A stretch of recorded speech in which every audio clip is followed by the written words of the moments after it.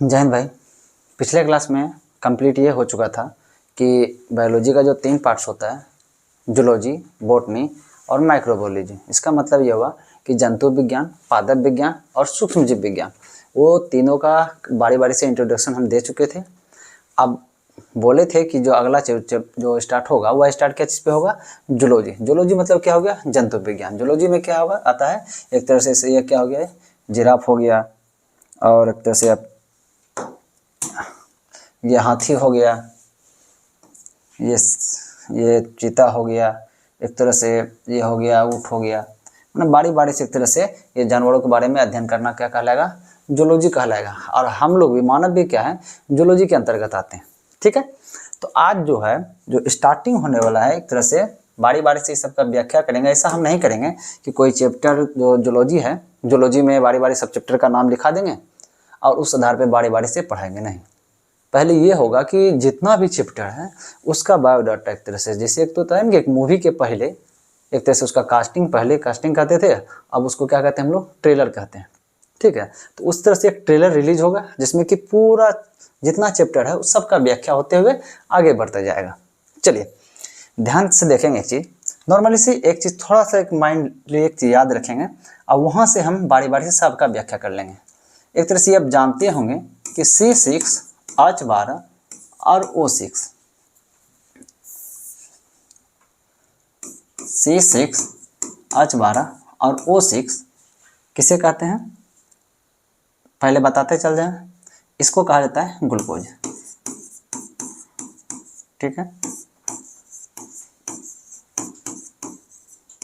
Glucose. और ये react करेगी ऑक्सीजन के साथ, O2। इसको क्या कहेंगे? ऑक्सीजन।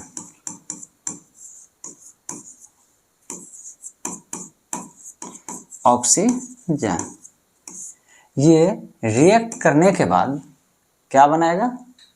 ये बनाएगा H2O जल, CO2 carbon dioxide plus ATP के रूप में ऊर्जा प्लस ऊष्मा। ठीक है, तो अब देखिए ये H2O क्या हो गया आपका? जल। ये CO2 क्या हो गया आपका? कार्बन डाइऑक्साइड हो गया। हिंदी इंग्लिश दोनों में कार्बन डाइऑक्साइड ही होता है। कार्बन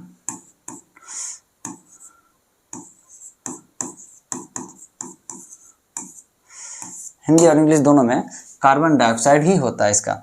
ठीक है, ये ATP क्या है? ATP एक तरह से ऊर्जा है। ठीक है, और यह ऊष्मा हुआ। देखिए कोई भी जीव है, ठीक है ना, उसके लिए मुख्य चीज होता है ऊर्जा। यदि आपके पास ऊर्जा होगा तो आप कोई भी काम कर पाइएगा। किसी भी जीव के लिए, ऐसा नहीं कि जो है ना जंतु के लिए, पादप के लिए भी ऊर्जा इंपॉर्टेंट है। ठीक है, बहुत ऐसा चैप्टर है जो कि आपको जंतु में भी पढ़ना पड़ेगा, पादप में भी पढ़ना पड़ेगा। क्योंकि देखिए श्वसन आपको जंतु में पढ़ना पड़ेगा, श्वसन उसमें भी पढ़ना पड़ेगा, ताकि पादप भी श्वसन करता है। पोषण जंतु में पढ़ना पड़ेगा और पादप में भी पढ़ना पड़ेगा। जितना भी परिसर, उसके बाद देखिए एक तरह से प्रजनन इसमें भी पढ़ना पड़ेगा, उसमें भी पढ़ना पड़ेगा। लेकिन हाँ, जितना भी चाहे पोषण हो, श्वसन हो, पाचन हो, प्रजनन हो, जितना भी ये पार्ट्स है एक तरह से अभी जो चलेगा सिर्फ ये जंतु विज्ञान के अंतर्गत चलेगा। चलिए ध्यान से, अब ये जो एक तरह से ये रिएक्शन देख रहे हैं, ये ग्लूकोज ऑक्सीजन के साथ अभिक्रिया करके जल, कार्बन डाइऑक्साइड, ATP के रूप में एक तरह से ये ऊर्जा है। ये क्या है? ये ऊर्जा है। ठीक है, और क्या देता है? ऊष्मा देता है। ठीक ना, ये नॉर्मली सिर्फ याद कीजिएगा, अभी माइंड में चीज़ याद रखिए, उसके बाद हर चीज़ का हम व्याख्या करेंगे ये कैसे कैसे चीज़ आता है। तो ये जो अभिक्रिया जो होती है ना, ये अभिक्रिया रिएक्शन जो हो रही है, ये होती है एक कोशिका के अंतर्गत। कोशिका, ये जो है यह कोशिका। इसके बारे में यदि कोशिका के बारे में इंट्रोडक्शन देना चाहेंगे तो नॉर्मली समझिएगा, कोई भी यदि इस तरह से किसी मकान का निर्माण होता है तो वो क्या होता है? 1 ईंट, 2 ईंट, 3 ईंट, इस तरह से ईंटों की संख्या एक तरह से लेवलिंग करते हुए क्या करते हैं? मकान का निर्माण करते हैं। बहुत सारे ईंट मिल करके एक मकान का निर्माण जिस प्रकार से करता है, उसी तरह से बहुत सारे कोशिका मिल करके हमारे शरीर का निर्माण करता है। नॉर्मली एक चीज़ समझिएगा ध्यान से, हमारे शरीर में कोशिका का उत्पादन स्टार्टिंग कहाँ से होता है? ठीक है, जैसे क्या होता है, एक नर होता है और एक क्या होता है? मादा होता है। ठीक है, नर के जनन अंग से जो निकलता है, क्या निकलता है? शुक्राणु निकलता है। और मादा जनन अंग से क्या निकलता है? अंडाणु निकलता है, ठीक है। और यह दोनों क्या करता है, समझिएगा ध्यान से, यह दोनों निषेचन करता है। बायोलॉजिकल वर्ड है निषेचन, इसको हम अभिक्रिया भी कह सकते हैं। ये दोनों अभिक्रिया करता है।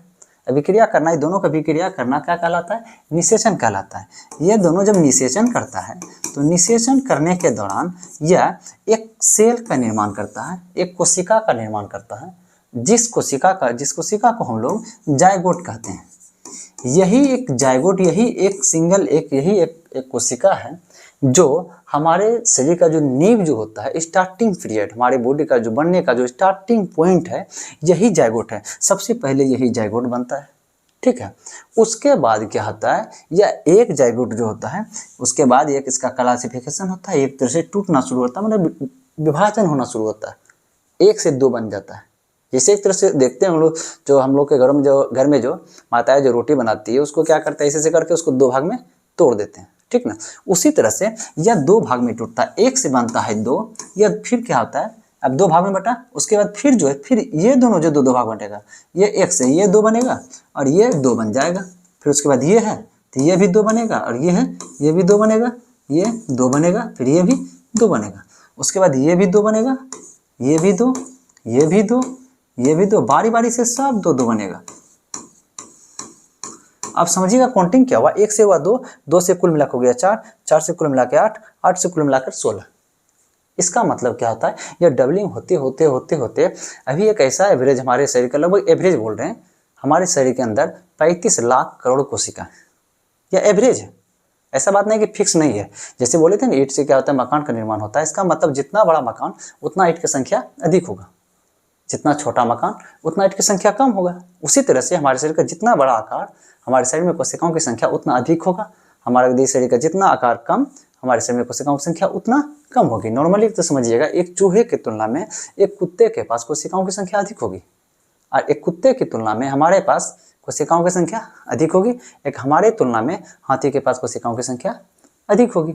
या नॉर्मली यदि हम आदमी ही हैं, यदि हम इतने पतले हैं, यदि हमसे कोई मोटा आदमी आ जाता हो तो हमारे तुलना में उसके बाद कोशिकाओं की संख्या अधिक होगी। शरीर का एक तरह से बड़ा होना मतलब कोशिकाओं का बढ़ना कहलाता है। एक चीज़ जान लीजिए, जो सिंगल जो सेल हो, एक तरह से हमारे शरीर के अंदर से एक तरह से 35 लाख करोड़ कोशिका है, तो सोच सकते हैं एक कोशिका का कितना आकार का होगा। वो इतना छोटा होता है जिसे हम नंगी आंखों से देख नहीं पाते। नंगी आंखों से देखने का मतलब यह होता है कि बिना किसी चीज़ का सहायता लिए हम एक कोशिका को हम देख नहीं सकेंगे। और कोशिका कहाँ है, हर जगह है। यहाँ कोशिका है, यहाँ कोशिका है, यहाँ कोशिका है, हमारे दांत पे कोशिका है, बालों में कोशिका है। शरीर का कोई भी पार्ट ले लीजिए, हर पार्ट क्या है, कोशिका से बना है। अगर आप इसमें पूछिएगा कि लेकिन सबका काम तो अलग अलग करता है। आँखों का काम देखना है, हाथों का काम किसी वस्तु को उठाना है, पैरों का काम चलना है, ठीक है। उसके बाद हमारे जो पाचन तंत्र, उसका काम भोजन को पचाना है। तो देखिए, सभी कोशिका का अलग अलग काम है सब कोशिका। हम लोग में क्या है, सब इंसान ही हैं, लेकिन क्या है, कुछ अलग, कुछ गलत है, कुछ सही है। किसी को धार्मिक रूप से बांट दिया गया है, कोई हिंदू है, कोई मुस्लिम है, कोई सिख है, कोई ईसाई है, ठीक है। एक तरह से होता है कि बंटवारा एक तरह से है, और सबका मेन रूप से सब क्या, सबका सब इंसान है, लेकिन बांटा हुआ है कार्य के आधार पर, एक तरह से बांट दिया गया है। लेकिन धार्मिक कोई कार्य के आधार पर बांटने का तरीका नहीं है, ठीक है।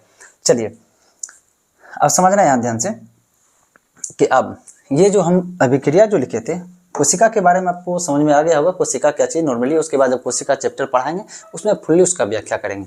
ध्यान दीजिएगा एक चीज़ पे, यह जो हम अभिक्रिया लिखें, अभिक्रिया लिखने का मतलब मेरा उद्देश्य यह था कि अब हम यह पता करेंगे कि यह सब चीज़ आया कहाँ से, ठीक है। और यह जो रिएक्शन जो हुआ है ना, ये रिएक्शन मुख्य रूप से हुआ है, यह कोशिका के अंदर हुआ। ये रिएक्शन कोशिका के अंदर, वो जितना छोटा छोटा जो कोशिका बोले हैं, वो सभी कोशिकाओं में रिएक्शन होता है। चाहे कोशिका यहाँ का हो उसमें भी रिएक्शन होगा, कोशिका यहाँ का हो उसमें भी ये रिएक्शन होगा, कोशिका पैर का हो उसमें भी रिएक्शन होगा। चाहे शरीर के अंदर लीवर में उपस्थित कोशिका हो, चाहे वह आंत में उपस्थित कोशिका हो, चाहे वह पेट में उपस्थित कोशिका हो, कहीं का भी कोशिका हो, हर कोशिका में यह रिएक्शन होता है। देखिए, यह रिएक्शन क्या चीज़ है, एक ग्लूकोज होता है, ऑक्सीजन है, दोनों अभिक्रिया करके इसका उत्पादन करता है। तो अब हम ये पता करेंगे कोशिका का जो एक तरह से फिगर यह है, ठीक है। तो अब ये जो कोशिका के अंदर में ये जो अभिक्रिया होती है कोशिका के अंदर में कहाँ पे होता है, तो यह जो एक तरह छोटा छोटा दिख रहा है, कीड़े जैसा दिखता है, जो है कीड़ा जैसा जो दिख रहा है, ये सब है माइटोकॉन्ड्रिया, ये सब का है माइटोकॉन्ड्रिया, एकरे में जाकर के होता है। ये जो अभिक्रिया हो रहा है ना, ये एकरे अंदर में हो रहा है, ठीक है। तो आप समझेंगे एक चीज़ एक तरह से, यहाँ इतना चीज़ जो अभिक्रिया हो रहा है, यह ग्लूकोज ये सॉरी हाँ यह ग्लूकोज आया कहाँ से, ये ऑक्सीजन आया कहाँ से, हम इसके बारे में यदि व्याख्या करते हैं तो पहले हम ग्लूकोज को लेकर के चलते हैं। इसी तरह से पता चलते जाएगा कि कौन कौन सा चैप्टर है, क्या क्या है, ठीक है। अगर हम ग्लूकोज के बारे में व्याख्या करेंगे तो ग्लूकोज आया कहाँ से है, तो पहले समझेंगे कि ग्लूकोज क्या चीज़ है। ग्लूकोज जो होता है एक तरह से कार्बोहाइड्रेट का नाम सुने होंगे आप लोग।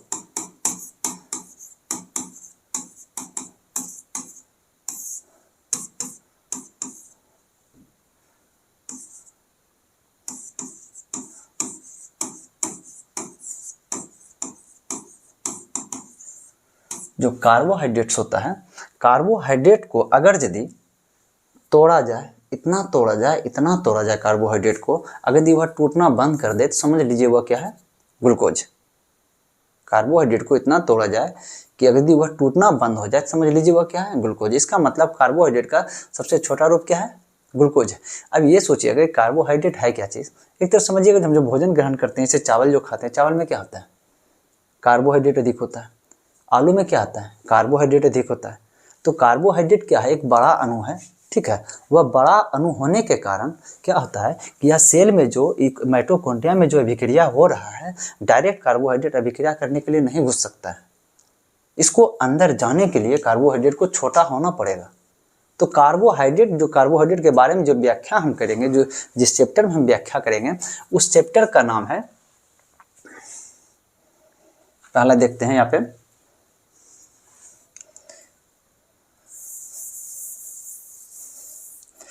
वो पहला चैप्टर होगा कार्बोहाइड्रेट के बारे में जो व्याख्या चलेगा, उस चैप्टर का नाम होगा पोषण।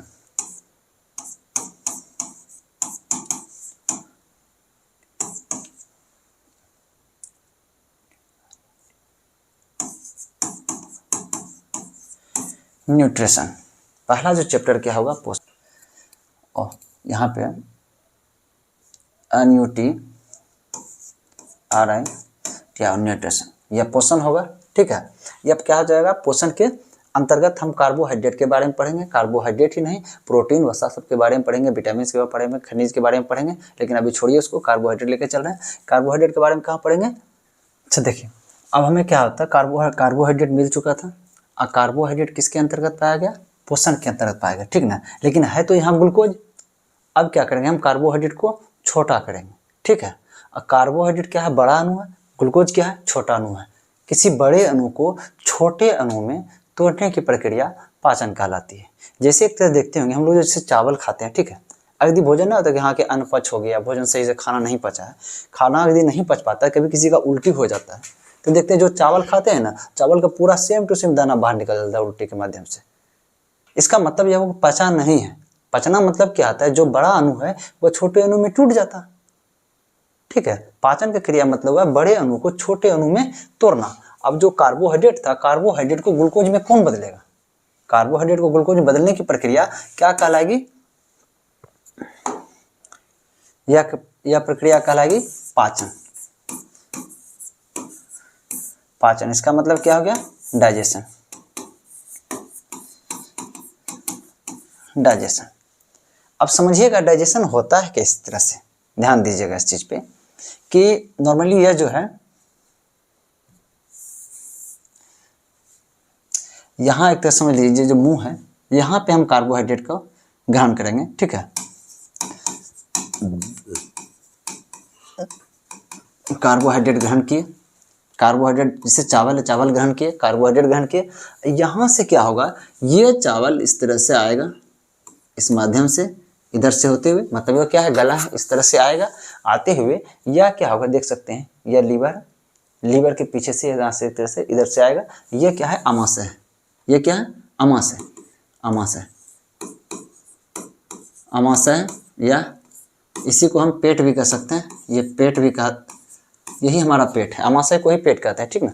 समझिए ध्यान से, यहाँ से भोजन कहाँ है, अमाशय के पास। अमाशय से भोजन क्या होगा, इस तरह से होते हुए, इस तरह से होते हुए, ये जो है इस तरह से होते हुए, ये है छोटी आंत, ये जो है ये देखिए समझिए ध्यान से, ये छोटी आंत है, ये बड़ी आंत है। लंबाई में छोटी आंत सबसे बेसी लंबा है, लेकिन इसको बड़ा आंत इसलिए कहा गया कि इसका मोटाई ज़्यादा है और इसका मोटाई बहुत कम है, इसका छोटी आंत का, जिसके कारण इसको, इसके लंबाई मोटाई अधिक होने के कारण इसको बड़ी आंत कहा गया, इसका मोटाई कम होने के कारण इसको छोटी आंत कहा गया। लेकिन एक तरह से दूरी के आधार से जो है यह ज़्यादा लंबा होगा या कम लंबा होगा, लेकिन नहीं, जो ज़्यादा मोटा था उसको बड़ी आंत कहा गया। समझिएगा ध्यान से, यह अमाशय से होकर के भोजन कहाँ आएगा, छोटी आंत में।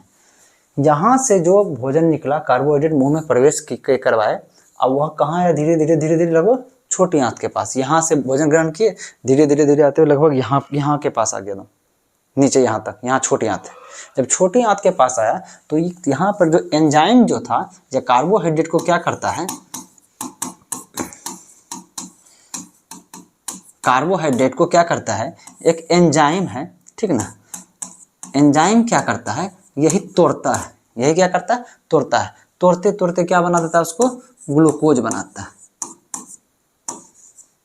ठीक है, ग्लूकोज बन गया। तो इसका मतलब यहाँ था कार्बोहाइड्रेट, यहाँ खाए, यहाँ पे जो एंजाइम, जो अमाशय में जो एंजाइम पाया जाता है, एक तरह से एंजाइम होकर के, या जो छोटी आंत है, यहाँ आकर के क्या बन गया, ये ग्लूकोज बन गया, ठीक है।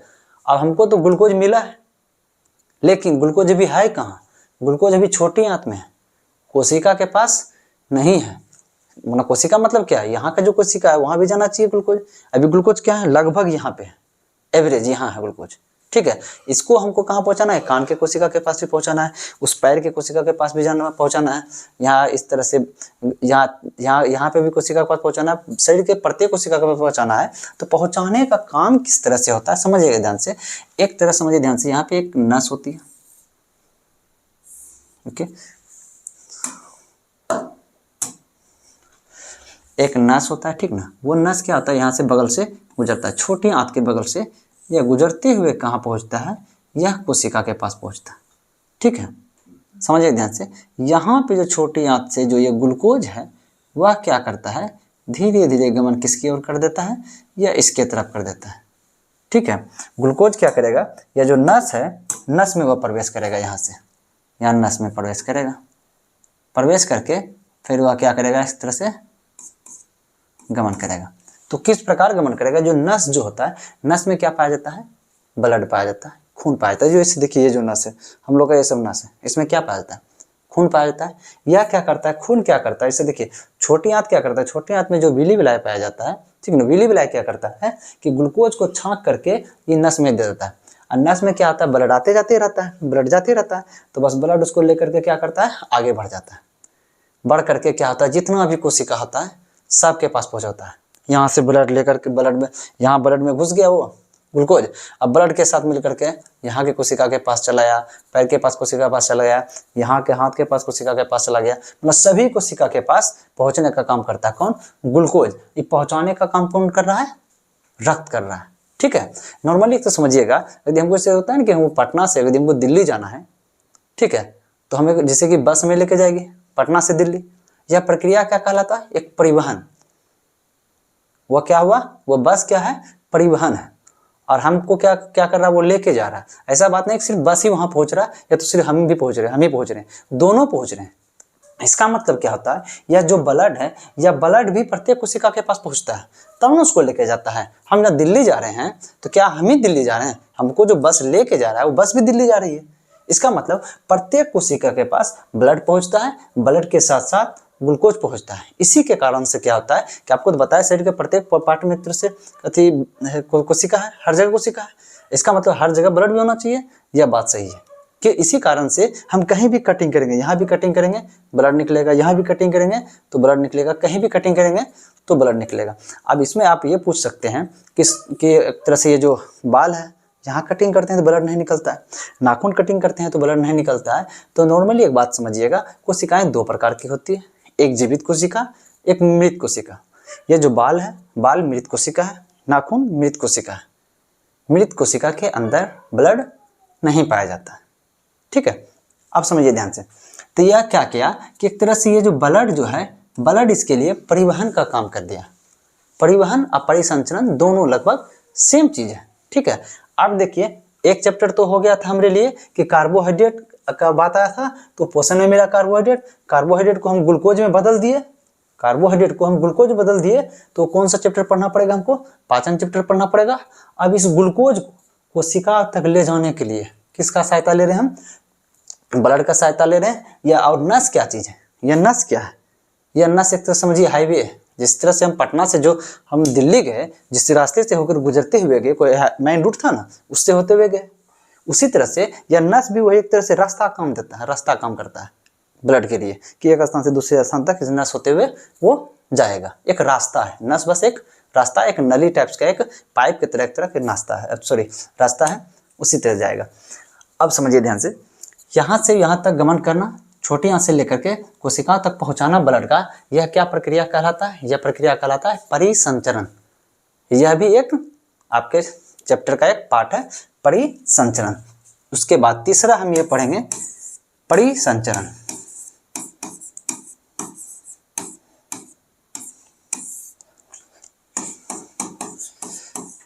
सर्कुलेशन, ठीक है। अब चौथा एक तरह से समझिएगा ध्यान से, सर्कुलेशन हो गया। अब चौथा, अब ब्लड क्या हो, सॉरी यह ग्लूकोज कहाँ पहुंच गया, आपके कोशिका के अंदर, यही कोशिका के अंदर जहाँ ये वाला अभिक्रिया कहाँ हो रहा था, माइटोकॉन्ड्रिया में, इसमें जो अभिक्रिया हो रहा था ई वाला, इसके पास क्या, इसको क्या किया, यह ग्लूकोज ब्लड दे दिया। अब पता चल गया कि ग्लूकोज कहाँ से आया, ग्लूकोज आया कार्बोहाइड्रेट से यानी पोषण से, उसके बाद कार्बोहाइड्रेट को ग्लूकोज में बदल दिया यानी पाचन से, इस ग्लूकोज को इसके कोशिका के पास पहुंचा दिया गया, तो कौन क्रिया और लगा, एक परिसंचरण क्रिया लगा। इसका मतलब ग्लूकोज अब कोशिका के अंदर कन्फर्म रूप से सेट हो गया। अब क्या सेट करना हमको, इस ऑक्सीजन को सेट करना है। ये ऑक्सीजन कहाँ से आया, नॉर्मली समझिएगा, ये जो ऑक्सीजन जो है हम लोग क्या करते हैं, सांस जो लेते हैं, सांस के माध्यम से पहुंचता है। यह भी इसका भी पहुंचने का प्रक्रिया, जैसे देखिए सांस लेते हैं तो ये दोनों टाइप, दोनों साइड का जो चेस्ट अप होता है। इसका मतलब क्या होता है, यहाँ जो फेफड़ा होता है, ये दो फेफड़े होते हैं, एक दाहिना साइड एक बायां साइड फेफड़ा होता है, दोनों साइड। तो होता है ऐसी प्रक्रिया, क्या समझिएगा,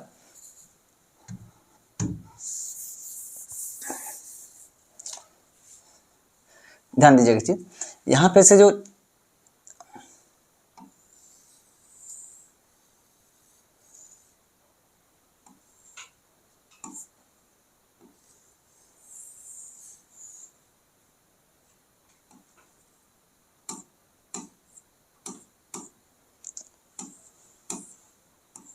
ठीक है, यह समझ लीजिए एक फेफड़ा है, ठीक है। इस फेफड़े में एक तरह जो सांस जो लेते हैं ना, इस क्षेत्र में फेफड़े का चारों तरफ जो है लगभग कम से कम इसमें एक एल्वोलाई पाया जाता है, जिसकी संख्या लगभग 10 मिलियन होती है। वह एल्वोलाई करता है क्या, फेफड़ा के अंदर में जो है यहाँ पे इसके बाह्य पार्ट पे एक छिद्रनुमा होता है, एक इस तरह से छेद टाइप का होता है, ठीक है, एल्वोलाई होता है। यह जो नस जो इधर से आया था, जैसे इधर, या तो इधर से आया था तो उधर से भी आएगा, जैसे देखिएगा समझना है, यह नस चारों तरफ घूमते रहता है। यह नस जैसे इस तरह से इधर से आया था ये, ठीक है, ये इधर से आया था। यहाँ जो एल्वोलाई से जो नस से गुजरेगा बगल से, इसमें भी थोड़ा थोड़ा छिद्रनुमा होता है, थोड़ा थोड़ा छिद्र होता है, ठीक है, ठीक है। अब समझिएगा ध्यान से, यहाँ दोनों के बीच एक तरह से अर्धपारगम्य टाइप्स का होता है, एक झिल्ली टाइप्स का होता है। जब देखिए हम श्वसन जब करते हैं, सांस लेते हैं, सांस का जो प्रेशर होता है हमारे जैसे कि फेफड़े में जाता है, तो वो क्या होता है कि हाई प्रेशर से लो प्रेशर की ओर होता है। जैसे यहाँ ये दोनों फेफड़ा, ये दोनों चेस्ट का एक साइड ये फेफड़ा, एक साइड का वो फेफड़ा, जैसे सांस लेने के बाद इस फेफड़े में क्या होता है कि वायुमंडल का प्रेशर एक तरह से, या तो समझिए ऑक्सीजन का जो प्रेशर होता है यहाँ बढ़ता है। ऑक्सीजन का प्रेशर बढ़ने से यह क्या होता है, इधर का जो प्रेशर क्या होता है, लो होता है। यह हाई प्रेशर से यह अर्धपारगम्य झिल्ली को पार करते हुए ऑक्सीजन इसमें चला आता है।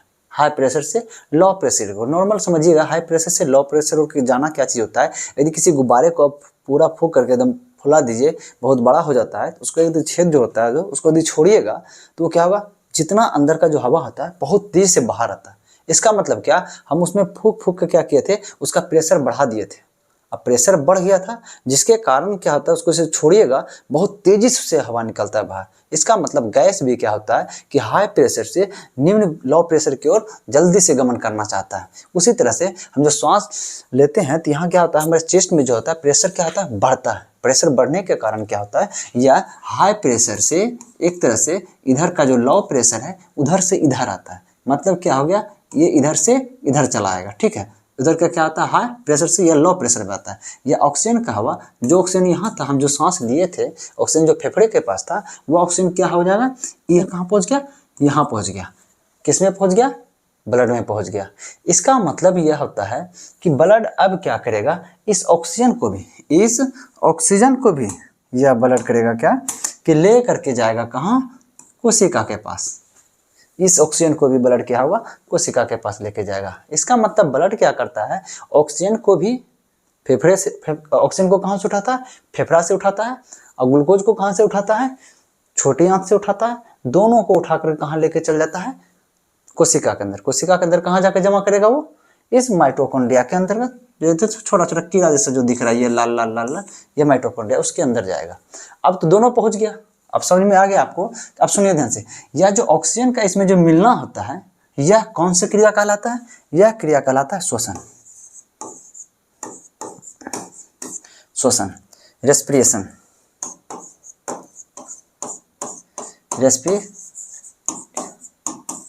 रेस्पिरेशन, ठीक ना। यह प्रक्रिया क्या कहलाता है, रेस्पिरेशन कहलाता है, यानी श्वसन कहलाता है। एक और चैप्टर हो गया यहाँ पे, क्या चैप्टर कहलाया, एक श्वसन चैप्टर कहलाया। अब नॉर्मल समझिएगा एक चीज ध्यान से, यहाँ पे चलिए देखिए। अब कौन कौन चैप्टर हो गया, पोषण हो गया, पाचन हो गया, परिसंचरण हो गया, श्वसन हो गया। अब ये क्या हुआ, ये दोनों का कहानी खत्म हो गया। हमको पता चल गया कि ग्लूकोज कहाँ से आया, हमको पता चल गया ग्लूकोज कहाँ से आया था, पोषण से, पाचन से, परिसंचरण से। ऑक्सीजन कहाँ से आया था, श्वसन से और परिसंचरण से, कोशिका के पास पहुंच गया। इसका मतलब ये दोनों पहुंच गया। दोनों अभिक्रिया के बाद क्या बनाया, जल बनाया, कार्बन डाइऑक्साइड बनाया, और एटीपी के रूप में ऊर्जा बनाया। यह जो एटीपी के रूप में जो ऊर्जा बनाया, इसका तो हम लोग इस्तेमाल कर लिए, खाने में, दौड़ने में, धूपने में, सोने में, हर चीज़ में इसका तो हम इस्तेमाल कर लिए। लेकिन बच क्या जाता है, ये कार्बन डाइऑक्साइड बच जाता है। ये कार्बन डाइऑक्साइड जो बच जाता है ना, उसको क्या करता है, यहाँ पे जैसे कि ये सेल है, यहाँ पे कार्बन डाइऑक्साइड क्या हो गया, ये बच गया। यहाँ पे तो कार्बन डाइऑक्साइड बच गया ना, इस कार्बन डाइऑक्साइड को यह कोशिका क्या करता है, फिर से ये जो ब्लड है ना, इसी में दे देता है, फिर से इस ब्लड में दे देता है, बोलता है जाओ लेकर के। यह क्या करता है, फिर ब्लड इसको लेकर के आकर इसको दे देगा फेफड़ा में, और फिर क्या करेंगे हम, सांस के द्वारा इसको छोड़ देंगे। मतलब क्या हुआ, यह कार्बन जो भी हमारे शरीर के अंदर एक रूल होता है कि जो भी अपशिष्ट है, जिसका हमको कोई भी फायदा नहीं है, इसका हम जिसका हमारे शरीर में कोई उपयोग नहीं रहता है, उसको हम क्या कहते हैं, अपशिष्ट पदार्थ कहते हैं। उसको हम शरीर से बाहर निकाल देते हैं। अब इस कार्बन डाइऑक्साइड का शरीर से बाहर निकालना जरूरी था, क्योंकि उसका कोई उपयोग नहीं है। इसलिए हम जो सांस जो छोड़ते हैं, क्या जाता है, कार्बन डाइऑक्साइड बाहर निकलता है, ठीक है। अब एक और चीज अपशिष्ट पदार्थ क्या बचा, कार्बन डाइऑक्साइड को तो बाहर निकाल दिए, अब ये बचा जल। जल को भी हम बाहर निकालते हैं। जल को दो विधि से बाहर निकालते हैं। एक होता है कि जन एक तरह से एक मूत्र मार्ग के द्वारा एक जल बाहर निकल जाता है, एक क्या होता है, पसीने के द्वारा जल निकलता है। इसका मतलब क्या था, जो जो अपशिष्ट बचा था, जिसका हमारे शरीर में उपयोग नहीं था, वो सब क्या निकल रहा है, शरीर से बाहर निकल रहा है। ये शरीर से जो अपशिष्ट चीज का बाहर निकलना क्या कहलाता है, उत्सर्जन कहलाता है। श्वसन के बाद जो चैप्टर पढ़ेंगे हम, क्या पढ़ेंगे, उत्सर्जन पढ़ेंगे।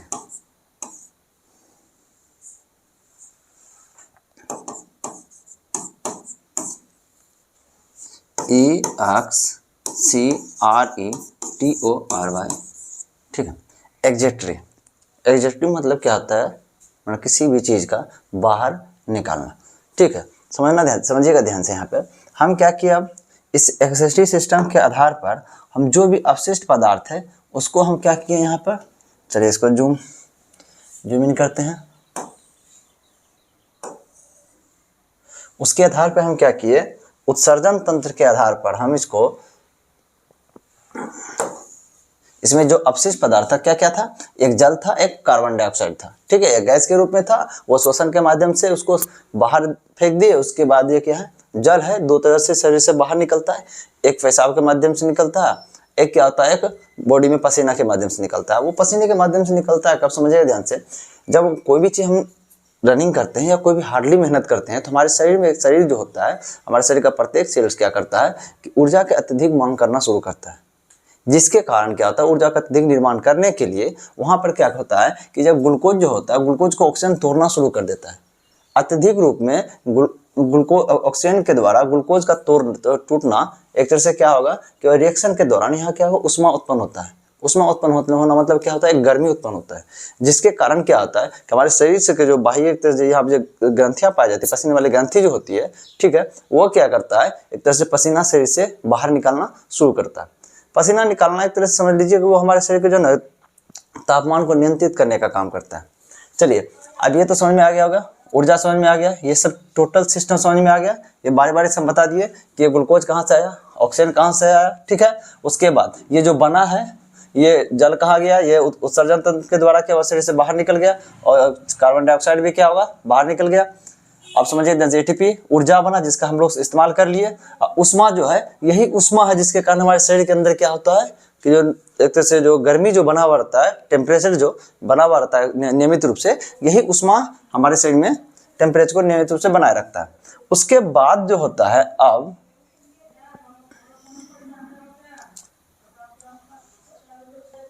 इसमें जो हुआ, अब एक चीज होता है, ये जो रासायनिक अभिक्रिया होता है हमारे शरीर के अंदर, जो भी रासायनिक प्रक्रिया हो, जैसे समझिए एक तरह से यह ग्लूकोज ऑक्सीजन का रिएक्शन के बाद ये सबका बनना, ये भी क्या है, रासायनिक प्रक्रिया, ठीक है।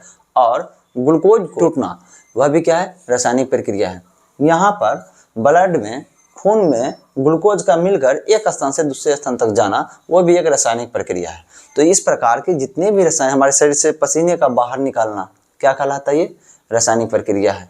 अब एक तरह समझिएगा कि जो एक तरह से माताओं के स्तन में जो दूध का निर्माण जो होता है, वह क्या है, रासायनिक प्रक्रिया है, ठीक है। और दूध का बाहर निकालना भी क्या है, एक रासायनिक प्रक्रिया है, ठीक। हमारे शरीर में अंदर जितने भी रासायनिक प्रक्रिया है, इसको नियंत्रित करने का काम कौन करता है, जो भी रासायनिक प्रक्रिया हो रहा है शरीर के अंदर, सबको नियंत्रित करने का काम कौन करता है, इसको नियंत्रित करने का काम हमारे शरीर में उपस्थित ग्रंथि करता है, ठीक है। एक होता है, कुछ होता है अंतःस्रावी ग्रंथि होता है, कुछ बाहर स्रावी ग्रंथि होता है। उसमें काम कौन करता है, हार्मोन्स करते हैं। कौन कार्य करते हैं, हार्मोन्स करते हैं। इसका मतलब क्या होगा, एक चैप्टर हमको ये जो रासायनिक अभिक्रिया को नियंत्रित करने वाला जो है हार्मोन सब है, उसके बारे में उसके बारे में पढ़ना पड़ेगा। उस चैप्टर का नाम क्या है, अंतःस्रावी ग्रंथि। अंतःस्रावी ग्रंथि। चलिए, अंतःस्रावी ग्रंथि मतलब हो गया इसका इंग्लिश एंडोक्राइन ग्लैंड्स,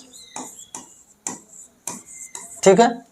अब क्या हुआ, जो भी शरीर में रासायनिक प्रक्रिया हुआ था उसको नियंत्रित कर लेगा। कौन कर लेगा, यह अंतःस्रावी ग्रंथि जो होता है, इससे निकलता है हार्मोन्स, निकलता है कुछ रस निकलता है, ठीक है। ये दोनों मिलकर क्या करेगा, एक तरफ जो भी रासायनिक अभिक्रिया हो रहा है उसको नियंत्रित करेगा। नॉर्मली समझिएगा, यहाँ पर देखिए किस प्रकार से नियंत्रित करता है ये हार्मोन। आप सुने होंगे इंसुलिन हार्मोन का नाम सुने होंगे, उसमें अक्सर उसमें सुने होंगे, रटे होंगे। नॉर्मल तो पहले तो रटवे करते थे, ठीक ना। रटने का इतना अच्छा पहले टेक्निक था, हमसे भी जीके सब जो है ना वो समझ में ज़्यादा नहीं आता था, तो रटने का इतना खतरनाक था, स्पीडी सब याद करते थे। तो ये पता चल जाता था कि हाँ 71 नंबर पेज में ऊपर से दाहिने से जो है ना दूसरा नंबर पे अशोक है, उसके नीचे जो है ना शिलालेख लिखल है। मतलब कुछ भी पूछे माइंड में रखते थे, ऊपर लखा उससे पूछा अशोक, तो हमारे पास जो दूसरा पूछेगा शिलालेख वाला आएगा करेगा, ठीक है। ये माइंडलिटी था, ये रटने का कैपेसिटी था। लेकिन नहीं, अब वो जमाना गया, अब आपको बारी बारी से हर चीज़ को समझना पड़ेगा। ध्यान दीजिए एक चीज़ कि अब जो हम लोग याद जो करते थे कि इंसुलिन के बारे में, वह क्या करता था, मधुमेह में इंसुलिन का काम होता है। अक्सर देख सुनते होंगे इंसुलिन की कमी से कौन सा रोग होता है, तो मधुमेह होता है। इंसुलिन है क्या चीज़, इंसुलिन एक हार्मोन है। वह करता क्या चीज़ है कि हमारे ब्लड में यदि ग्लूकोज की मात्रा अधिक हो जाती है तो उसको क्या करता है, उस ग्लूकोज को उठा करके लीवर के पास जमा कर देता है।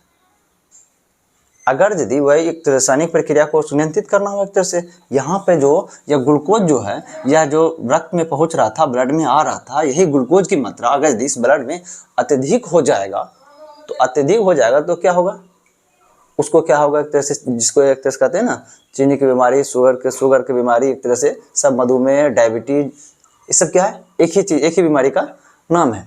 जब बीमारी होने से होता क्या चीज है, समझिएगा ध्यान से, जो रक्त, जो ये ब्लड जो होता है ना, ब्लड का जो घनत्व एक तरह से बढ़ जाता है, वह एक स्थान से दूसरे स्थान तक सर्कुलेट होने में दिक्कत होता है। नॉर्मली एक चीज समझिएगा, कोई भी एक तरह से थोड़ा सा पानी लीजिए, जैसे ग्लास होता है ना, ग्लास में थोड़ा सा पानी लीजिए, आप लोग जो ग्लूकोज जो पीते हैं, गर्मी के समय ग्लूकोज पीते हैं। नॉर्मली एक और चीज़ जो हम लोग गर्मी के समय जो पीते हैं, जो ग्लूकोन डी जो होता है, वो भी ग्लूकोज ही है, बस ग्लूकोज का एक बहुत ही अच्छा शुद्ध प्रकार है ग्लूकोन डी, सेम चीज़ है दोनों।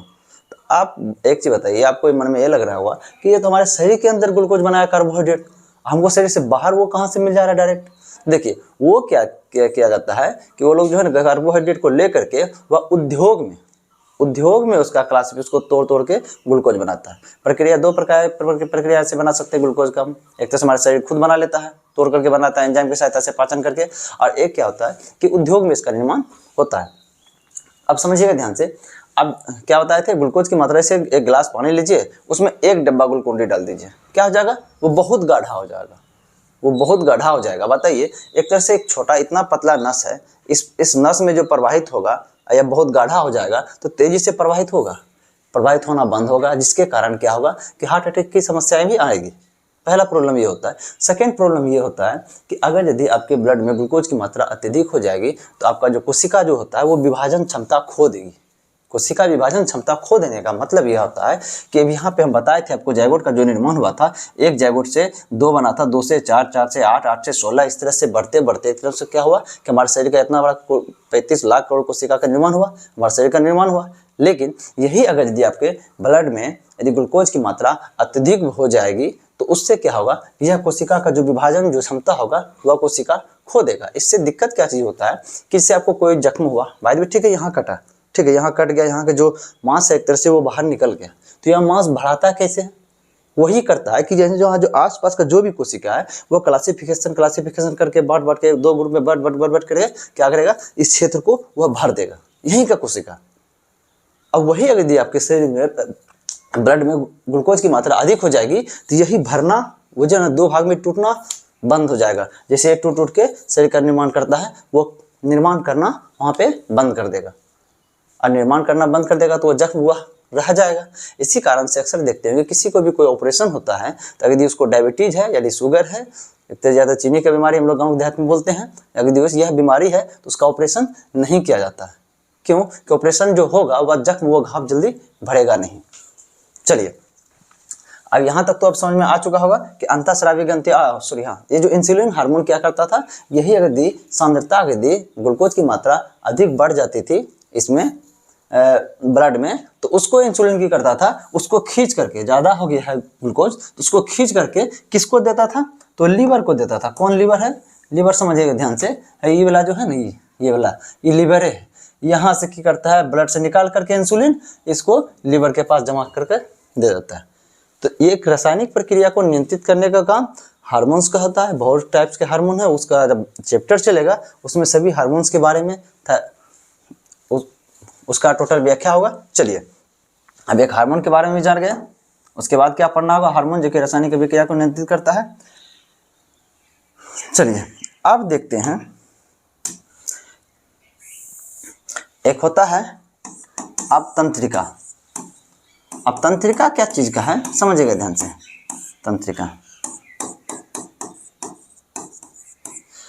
तंत्रिका एक तरह समझ लीजिए कि हमारे शरीर को सूचना देने का काम करता है। जैसे नॉर्मली ये हाथ हम यहाँ तक उठाए, ठीक है, यह जो कहे यहाँ तक क्यों उठाए, हम इसको और ऊपर उठा सकते थे। हमारा जो मस्तिष्क सोचता है कि यहाँ तक उठाना है तो यहाँ तक उठेगा।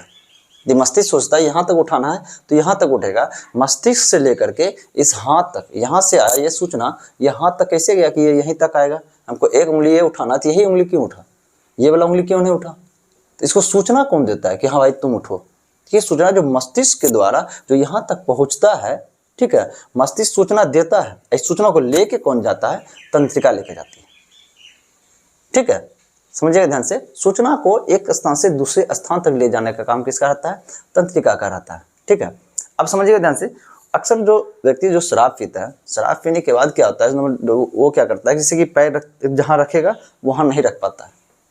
कारण क्या आता है, वह क्या होता है, लेट हो जाता है। शराब पीने से क्या होता है, हमारा माइंड डिस्टर्ब होता है, ठीक है। वो मस्तिष्क जो है सूचना, तो यहाँ से तो सूचना भेजता है, लेकिन जो नर्व होता है, जो तंत्रिका होता है, वह उतना सही रूप से वहाँ तक पहुँचा नहीं पाता है। और देखिएगा कि अक्सर आप जो एक तरह से ना होता है कि पैर में एक तरह से होता है कि झुनझुनी, या एक तरह से समझ लो कि सन्नाटापन होता है, सन्न हो जाता है पैर, ठीक ना। वो क्या करेगा, पैर आपका काम करना बंद कर देगा एकदम। कितनों पैर रखिए, एकदम होता है ना, एक तरह से बैठे रहने के कारण क्या होता है, ब्लड सर्कुलेशन में प्रॉब्लम होता है, जिसके कारण वो होता है। तो वो क्या चीज़ है, वह क्या होता है कि तंत्रिका जो होता है सूचना पैर को दे ही नहीं पाता है, ठीक है। इसलिए आप क्या, पैर कुछ भी करो उस पर कोई फर्क नहीं पड़ता, ठीक है। समझिए ध्यान से। अक्सर एक और चीज़ देखते होंगे आदमी, किसी का जो होता है ना बॉडी, उसको एक तरह से यहाँ पे एक तरह से कित्तो काटिए, कित्तो कुछ कीजिए, कितनों जोर से चोट लगाइए, उसको कट भी जाता है, उसको एकदम वहाँ पे इफेक्ट नहीं पड़ता, कोई फर्क नहीं पड़ता। कारण यह होता है कि यहाँ से जो है ना सूचना मस्तिष्क को जाना बंद हो गया, ठीक है। कौन सूचना लेके जा रहा था, तंत्रिका तंत्र यहाँ काम करना बंद कर दिया, जिसके कारण क्या होता है, उसको कोई भी दर्द नहीं होता। यहाँ पे कट जाए, कुछ भी हो जाए, तो कुष्ठ रोग जो होता है, ठीक है, कुष्ठ रोग में यही होता है ना, समझ। उसका होता है कि जो है ना, जो पैर, जैसे पैर में शरीर में से कुष्ठ रोग हुआ, उसका पैर में से हुआ है, तो उसको पैर में कुछ भी चुभ जाए उसको कोई फर्क नहीं पड़ता, ठीक है। पहले ये कहा जाता है कुष्ठ रोग के रोगियों के लिए कि उसका जो ना उंगली जो होता है, पैर होता है, एक तरह से वो टूट टूट के गिर जाता है। वो टूट टूट के गिरता नहीं है। अब वो क्या करता है कि वहां से जो सूचना, जो कोई सूचना आएगा मस्तिष्क तक, तब ना दर्द है, तो उसको पेन महसूस होगा। आप यहाँ पे सुई चुभाते हैं तो यहाँ से तंत्रिका तो सूचना देता है मस्तिष्क को, जिसके कारण आपको दर्द महसूस होता है। अब यहाँ से सूचना जाना बंद हो जाए तो क्या हो जाएगा, यहाँ कुछ भी होगा तो इसको कोई फर्क पड़ेगा, जब यहाँ से सूचना ही नहीं जा रहा है।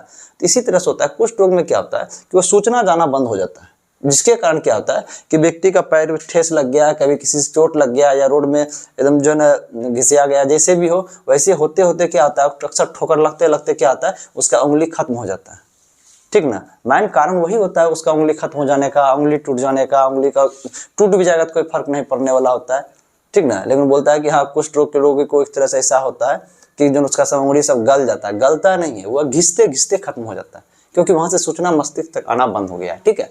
जो नर्व का काम करना भी बहुत जरूरी होता है। हमारे जो दांतों में जो दर्द होता है, जो महसूस करते हैं, क्या होता है, तंत्रिका तंत्र दांतों तक होती है। यदि यहाँ कोई समस्या होती है तो तंत्रिका तंत्र यहाँ से सूचना मस्तिष्क को देता है, भाई वहाँ कोई समस्या है, ठीक है, जिसके कारण हमें दर्द महसूस होता है। चलिए, अब ये तंत्रिका तंत्र हो गया। उसके बाद 8वां आएगा आपके लिए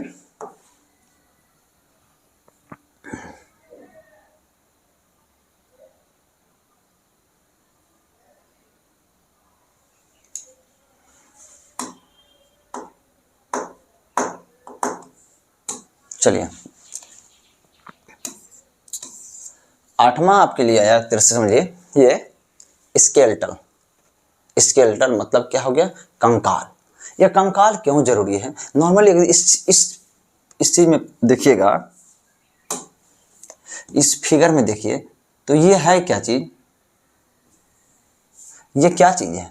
इस जो है ना, ये जो बॉडी जो है, ये चेस्ट है। चेस्ट के अंदर में ये लाल जैसा क्या चीज है, ये वाला, ये क्या चीज है, समझिएगा ध्यान से। वो है हमारा हार्ट है। वो क्या है, हमारा हार्ट है।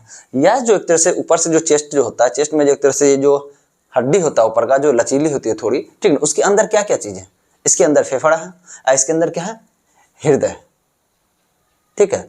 अब समझिए ध्यान से, इस हृदय को एक तरह से कवच के रूप में इसको क्यों रखा गया है?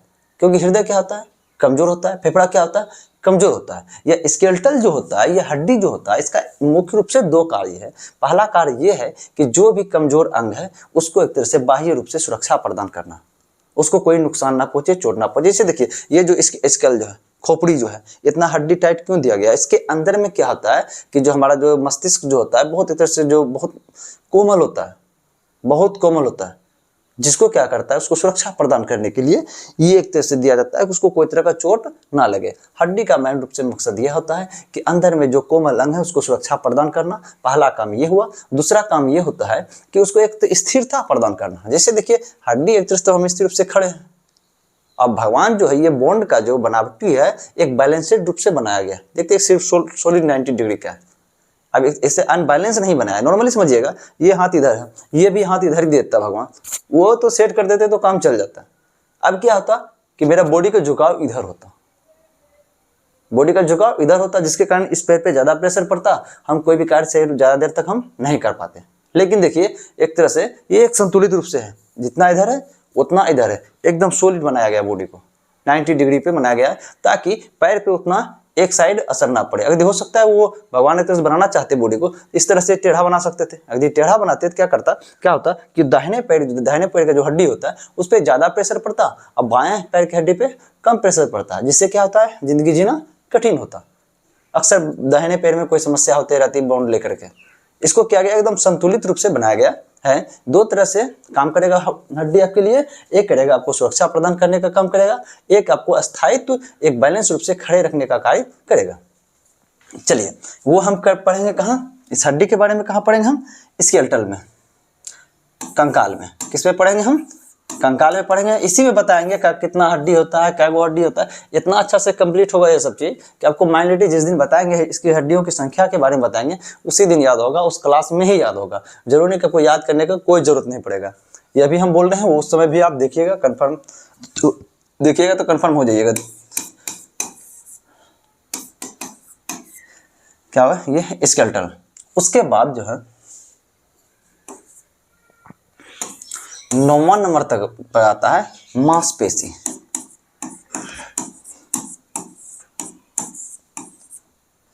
मांसपेशी, ठीक है ना।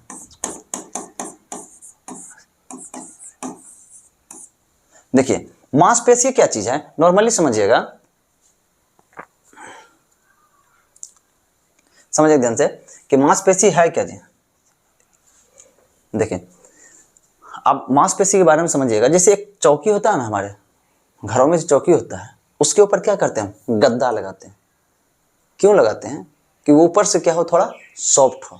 पहला बात, ऊपर से क्या हो, सॉफ्ट हो। सेम उसी प्रकार से क्या होता है, यह क्या है, बोन है, यह हड्डी है। इस हड्डी के ऊपर क्या होता है, यह मांसपेशी लगाया जाता है, मांसपेशी होता है, ठीक है। जैसे देखिए मांसपेशी क्या चीज है, देखिए ये जो है, ये जो बाहर खींच रहे हैं, ये सब क्या है, मांसपेशी है। और इसके अंदर क्या है, हड्डी है, मतलब हड्डी के ऊपर रहता है ये मांसपेशी। ये मांसपेशी क्या करता है, हमारे शरीर को एक तरह से एक सुंदर एक बनावट देने में काम करता है, ठीक है। ऐसे अगर मांसपेशी नहीं होता, पूरा शरीर काम करता, तो कैसे दिखते हैं, इसी तरह से दिखते हैं, इसी तरह से। चलिए दो तरह से, एक तरह से हो गया, मसल्स भी क्या कर रहा था हमारे शरीर के लिए, एक बाह्य रूप से सुरक्षा के भी करता है ना, एक तरह से ये बॉन्ड के ऊपर एक परत के रूप में जमा रहता है, ठीक है।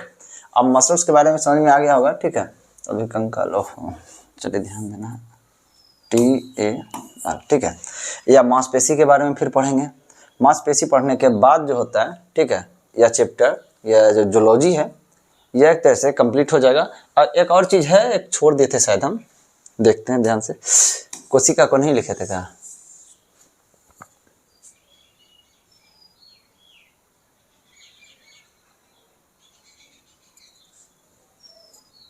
ओहो कोशिका नहीं लिखे थे, तो कोई बात नहीं है। चलिए और एक और चैप्टर क्या होगा हमारा, कोशिका होगा, यानी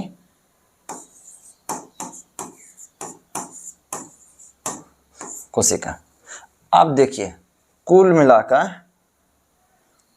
कितना चैप्टर हो गया हमारी जूलॉजी के अंतर्गत, कितना चैप्टर होगा। चलिए पोषण हो गया 1, पाचन 2, परिसंचरण 3, श्वसन 4। नॉर्मली अब इसको व्याख्या करेंगे।